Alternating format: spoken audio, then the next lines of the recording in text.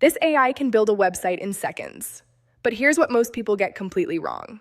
Right now, tools like Framer AI, Wix AI, and Durable can generate full websites from just one prompt. You type, create a website for a tech startup, and boom. You instantly get a full layout, clean design, images and content, even a live website ready to publish. No coding, no design skills. When you see it happen, it really does feel like magic. But here's the reality.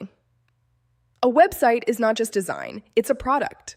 And AI doesn't really understand your business. AI doesn't know who your real users are or what problems you're solving, how your conversion funnel should work, or how your backend logic should scale. It generates, but it doesn't think like a product builder. That's where developers and product teams come in. At companies like ours, we don't just build websites, we build scalable products. The real power is AI for speed, and developers for strategy, logic, and scale.